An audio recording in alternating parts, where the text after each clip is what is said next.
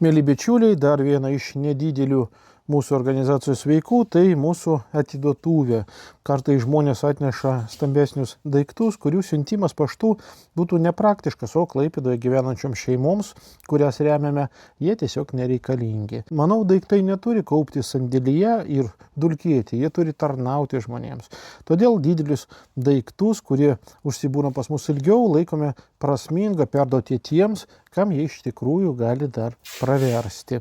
Šiandien keletą valandų praleidau fotografuodamas daiktus ir kurdamas katalogą, kad žmonėms būtų patogu juos apžiūrėti ir pasirinkti tai, ko jiems reikia.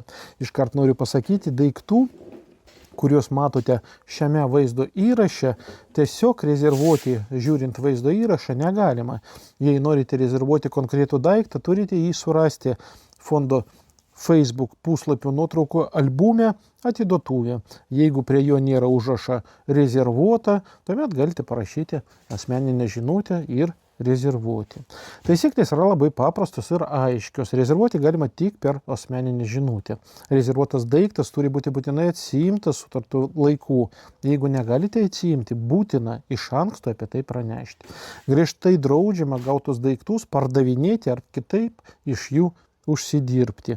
Tie, kurie rezervuoja, bet neatvyksta ir neįspėja, praranda galimybę naudoti šią paslaugą ateityje. Kad rezervuotas daiktas pasiektų žmogų, jam reikia nueiti netrumpą kelią.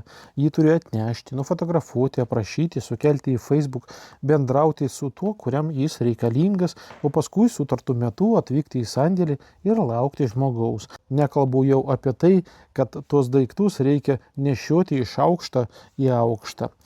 Todėl, jei žmogus užsirezervuoja, bet neatvyksta ir net nepraneša apie tai, tai, manau, labai blogai. Tai неотсакинго и, отверой sakant, šiek tiек немандагу. Для тех, кто не понимает по-литовски, дорогие друзья, обращаю ваше внимание на то, что вы можете зарезервировать любую вещь из нашего магазина, если ее не зарезервировал кто-либо ранее. Но сделать это можете только из фотоальбома по магазину.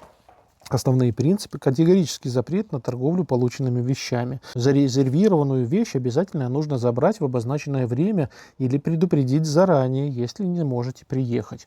Если человек не приезжает и не сообщает, он теряет право пользоваться этой возможностью в будущем.